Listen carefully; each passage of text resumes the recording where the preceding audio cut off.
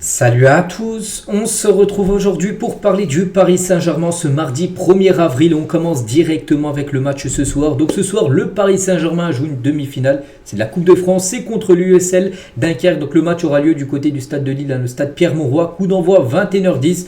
On va bien sûr parler de cette rencontre en faisant l'avant-match et on commence tout d'abord avec les deux joueurs forfaits. Donc Kang In-lee, souvenez-vous, c'était blessé avec la Corée du Sud lors de la trêve, donc pas dispo, ni Arnaud Tenas, donc les deux absents pour le déplacement bien sûr du PSG à Dunkerque. Sinon Luis Enrique dispose de tous ses autres joueurs pour bien sûr ce déplacement dans le nord de la France. Et tiens, en parlant de Luis Enrique, on va basculer maintenant sur sa conférence de presse qu'il a fait hier bien sûr pour parler de ce match. Donc nous prenons chaque match comme un défi et on commence tout d'abord avec Saint-Etienne. Première question, ça a été Saint-Etienne lors du dernier match. Donc après avoir analysé le match, notre première demi-heure est plus liée à la performance de Saint-Etienne qu'à la nôtre. Notre rythme est inférieur à celui d'habitude, c'est vrai, mais c'est parce que Saint-Etienne a été précis dans son jeu. Comment gérer la dernière ligne droite? Il a dit comme d'habitude, vous devez être habitué à ça. Depuis la saison dernière, on ne résume pas la saison à un match, mais de façon générale, alors on va gérer comme on l'a toujours fait en utilisant le plus grand nombre de joueurs qui ont le niveau et veulent jouer. Donc en gros, beaucoup de rotations sort. De toute façon, ça va être un 11. Je vous montrerai tout à l'heure. Il y aura pas mal de turnover bien sûr avant les prochains matchs. Il y a Angers bien sûr au programme samedi, mais surtout la semaine prochaine. Il y a la Ligue des Champions, il y a Aston Villa, donc c'est pour ça qu'il va faire pas mal de turnover avant la rencontre de LDC. Donc toujours avec Luis Enrique, donc nous avons analysé les Dunkerquois. C'est une équipe très compliquée, cela ne m'étonne pas qu'elle soit encore qualifiée. J'espère qu'elle ne sera pas aussi précise ce soir et qu'on pourra s'imposer. N'oubliez pas que Dunkerque a quand même éliminé tour d'avant Brest, ils ont gagné 3-2 à Brest, une équipe à Brest qui a joué comme la Ligue des Champions. Le tour d'avant ils avaient éliminé Lille, leurs voisins en plus c'était à Lille. Le tour d'avant ils avaient éliminé l'AG Auxerre à Auxerre. À chaque fois quand ils se déplacent ils arrivent à éliminer. Bon, c'est quand même Paris, c'est que c'est un autre niveau, mais voilà, c'est quand même une équipe à prendre bien sûr très au sérieux. Surpris par mes joueurs, non, car je les connais parfaitement. On est dans une nouvelle phase. Pour certains, on reçoit les éloges, mais les éloges, ça affaiblit, ça mène aux erreurs et je travaille tous les jours pour éviter bien sûr le relâchement. Chaque adversaire a une motivation pour gagner contre nous et ce n'est pas simple de gérer bien sûr cet excès d'euphorie. Toujours avec Luis Enrique, il a parlé aussi de Désiré Doué, donc je vais parler de façon générale car c'est là que se trouve l'excès, les excès de joie ou d'éloges peuvent perturber n'importe qui. À tous les joueurs très jeunes que nous avons, je dis que c'est beau d'entendre les choses positives sur soi, mais qu'il faut se concentrer bien sûr sur l'équipe, sur le collectif. Cela peut t'aider à passer outre les critiques quand ça ira moins bien, parce que pour l'instant tout va bien. PSG s'enchaîne les victoires, par exemple des joueurs comme Désiré Doué. Ça fonctionne bien, ça marche très bien, mais il y a des périodes où le PSG enchaînera peut-être 2-3 matchs sans gagner. Désiré Doué, pendant 2-3 matchs, il sera mauvais. Et là, bien sûr, il va recevoir des critiques. Donc voilà, tu sais qu'à tout moment, tu peux vite redescendre. Et l'exemple, c'est Barcola, de qui on disait au début qu'il n'était pas au niveau. Concentre-nous sur ce dont on a besoin, bien sûr, pour l'équipe. Quel que soit l'adversaire, nous n'avons jamais changé d'état d'esprit. Donc la meilleure manière de faire, c'est de respecter l'adversaire, que l'on mène 1 ou 2-0. Je veux toujours en marquer davantage. Voilà, s'il y a 2-0, il va absolument marquer le troisième le plus rapidement possible, ainsi de suite. Il faut prendre chaque match comme un défi et c'est l'objectif que nous avons face à Dunkerque. Nous n'avons jamais cessé de nous demander les aspects de l'entraînement que nous pouvons changer. Quand tu perds, c'est là que tu vois bien sûr les erreurs et la grandeur de notre staff est qu'en permanence on se demande si on s'entraîne comme il faut, si ce qu'on prépare amène à de bons résultats. Oui, pour l'instant les entraînements sont bons parce que ça se reflète lors des matchs. Et si ce n'est pas le cas, on cherche une autre option bien sûr pour s'améliorer. Il a parlé aussi de Barcola, a commencé la saison avec une série spectaculaire et à partir de là, il a été l'un des joueurs qui a le mieux compris que lorsqu'il y a un coéquipier mieux placé que lui, il faut faire une passe D. Bien sûr, pas penser seulement à tout le temps tirer, mais de temps en temps donner un cadeau à ton collègue s'il est mieux placé pour qu'il marque le but. Entre ses passes et ses réalisations, Barcola est impliqué sur 33 buts cette saison. Une passe décisive, ça montre la générosité des attaquants, notamment de Bradley Barcola. Nous recherchons toujours le joueur le mieux placé devant le but. Les joueurs marquent plus de buts. Nous sommes l'une des meilleures équipes d'Europe. Ça valide deuxième meilleure attaque derrière le Barça, en gros le PSG. Ça valide l'importance de joueurs capables de donner 2 meilleurs ballons à leurs coéquipiers. Toujours avec Luis Enrique, toujours hier en conférence de presse. Donc nous faisons nos compositions avec le staff et on les fait évoluer ensuite de façon privée, mais j'aime aussi avoir des informations de la part des joueurs. J'essaie de savoir qui a besoin de plus ou moins de temps de jeu. La plus belle façon de vivre pour un entraîneur, c'est de vivre avec de jeunes joueurs. J'aime en parler, échanger avec eux, même si c'est moi qui décide à chaque fois, car les joueurs te trompent. Parfois quand ils veulent, parce qu'ils veulent tous jouer bien sûr, il y a peut-être des joueurs qui veulent plus jouer que d'autres et du coup il faut trouver ces joueurs-là vraiment qui ont envie absolument de jouer et qui leur montrent bien sûr sur le terrain. Et sans aucun doute, Mbaye pourrait jouer. ce soir. Il y a une progression évidente depuis un an qu'il s'entraîne avec nous. Je perçois un jeune homme très mûr. Il est encore très jeune. Ce que j'aime chez lui, c'est son attitude quand il retourne avec le U19, on va dire l'équipe B du PSG. Son attitude défensive est excellente. C'est un pari du club et du staff, mais il faut avancer petit à petit. C'est un joueur que le club et nous avons élu. Il faut l'aider à évoluer dans un futur très proche. Le jeune Ibrahim Mbaye, bien sûr, qu'on pourrait peut-être titulaire ce soir, peut-être rentrer en cours de jeu, mais peut-être ce soir il a encore du temps de jeu, bien sûr, le jeune Mbaye. Je comprends que la différence de points que nous avons prise sur le deuxième puisse amener à s'interroger. N'oubliez pas que le PSG, 71 points, 50 pour Monaco, donc 21 points d'avance. Donc c'est que le PSG a plié la Ligue 1 cette saison, mais il a dit. Mais Lille, Brest et Monaco montraient en Ligue des Champions quel était le vrai niveau de la Ligue 1. Un club français peut gagner la Champions League. Il ne faut pas oublier que si on a une telle avance, c'est qu'on bat bien sûr des records. Que cette saison elle est incroyable. Pour l'instant, toujours 0 défaite.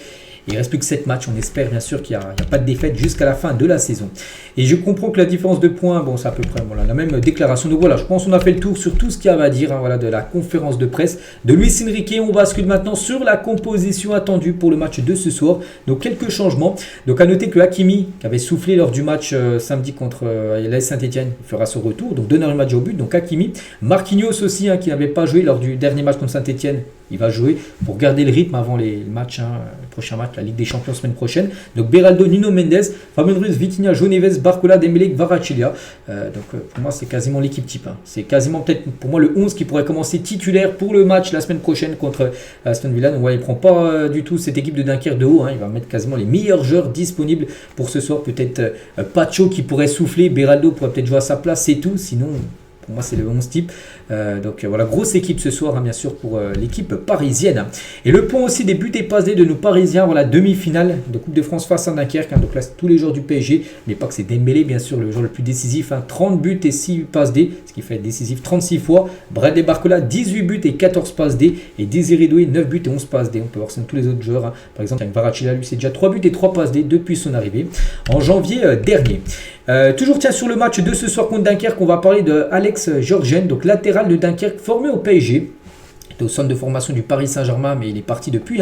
Il a dit: j'étais un peu déçu de la politique du club les saisons passées. Ils ont changé d'axe. C'était quoi la politique du club les saisons passées? C'est que tu étais jeune, tu avais du talent, mais c'était impossible pour toi de jouer en équipe première. Il a dit: maintenant ils ont changé bien sûr cette identité. En gros, j'adore l'identité qu'ils mettent en place. C'est un peu ce qu'on essaie de faire ici.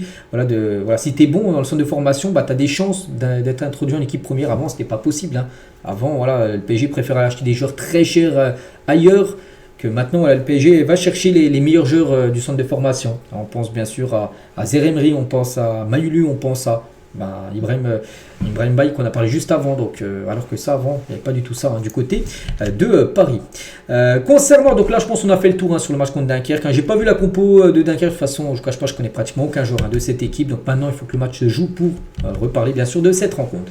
Concernant le programme des prochains matchs, donc c'est simple, donc là Dunkerque, prochain match c'est Angers, c'est le 5, donc c'est quand le 5, ça va être samedi 17h, Paris-Angers, ou certainement le match du titre, un nul suffit pour gagner le championnat. Donc le PSG ne va pas jouer nul, mais bien sûr la victoire. Puis après, PSG Aston Villa, c'est dans 8 jours. Ça sera mercredi prochain. C'est bien sûr ce match hyper important contre Aston Villa. Puis après le match retour sera le mardi d'après. Tiens, dans 2 semaines, jour pour jour, ça sera le match retour bien sûr contre Aston Villa. N'oubliez pas que Nantes est décalé au 22 avril prochain. Le quotidien britannique The Time détruit la Ligue 1. Donc peu de téléspectateurs et pas de course au titre. Mais la France pourra voir les prochains rois d'Europe. Avec bien sûr l'équipe du PSG s'il a remporté la Ligue des Champions. Donc dans ce paysage financier périlleux, les 17 autres clubs de première division, en dehors du PSG, sont plutôt obligés de s'incliner devant Paris, qui est tout simplement trop fort pour la Ligue 1. C'est souvent le cas, comme ces années précédentes, mais c'est vrai que cette saison, il n'y a rien à dire. Le PSG, tous les matchs, toujours pas de défaite, puis même, le PSG a été rarement mis en difficulté cette saison en France. Alors bien sûr en Angleterre, c'est vraiment le PSG. Enfin, il y a une Ligue 1 avec Paris et bien sûr les 17 autres clubs. On va parler mercato, et on apprend aujourd'hui que le PSG suit de près le jeune Jérémy Monga. Je ne vous cache pas, je ne connais pas le joueur. Il a 15 ans, déjà. On sait que c'est la politique du club. Maintenant, c'est de recruter, déjà de sortir les meilleurs joueurs du centre de formation, mais sinon d'aller prendre des pépites ailleurs. 15 ans, donc voilà, parfait, hein, c'est la jeunesse. Donc il joue à Leicester, voilà, en Angleterre. Il est aussi ciblé par Manchester City ou encore le Barça. Voilà, donc on va surveiller son nom, les gars, parce que le PSG s'intéresse à ce jeune Jérémy Monga. Je ne sais même pas s'il joue attaquant, défenseur, j'en sais rien. Mais voilà, on va se souvenir bien sûr que le PSG s'intéresse à lui. Les meilleurs entraîneurs de Ligue 1 selon les moyennes de l'équipe. Hein, donc Luis Enrique, bien sûr, en tête, à peu près une note de 6,37. Sa note chaque fois qu'il obtient en note moyenne. Hein, donc il fait bien mieux que les deux autres. Deuxième, c'est Franck Hens, mais regardez, il a quand même pratiquement un point de plus, hein, comme Luis Enrique par rapport au deuxième. Hein, donc félicitations bien sûr à Enrique. Par rapport aux meilleurs gardiens de Ligue 1, sont les moyennes du journal L'équipe. On va noter que Donnarumma est actuellement deuxième ex-aequo avec Chevalier avec une note de 5,74. On va parler cette fois-ci de Bradley Barcola, le meilleur passeur décisif en 2025 depuis le début d'année. Donc parmi les joueurs évoluant dans le Big 5, hein, donc les 5 gros championnats européens. Donc Barcola c'est 12 passes D, il fait mieux que Ryan Cherki ou Rafinha, le joueur du FC Barcelone, lui qui a délivré 10 passes décisives.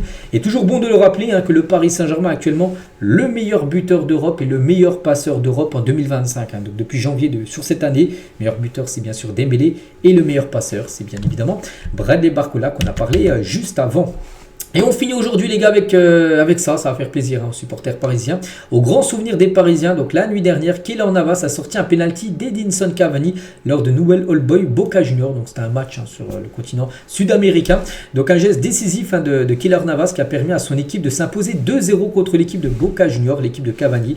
Cavani, ancien attaquant du PSG bien sûr, et Keylor Navas, ancien gardien du PSG. Ils se sont affrontés et Navas a arrêté un penalty de Cavani hier. Donc voilà les gars ce qu'il y avait à dire. J'espère que ça vous a plu. Donc moi je vous souhaite une très bonne journée. Je vous souhaite également un bon match ce soir. On se retrouve demain, bien sûr, demain mercredi.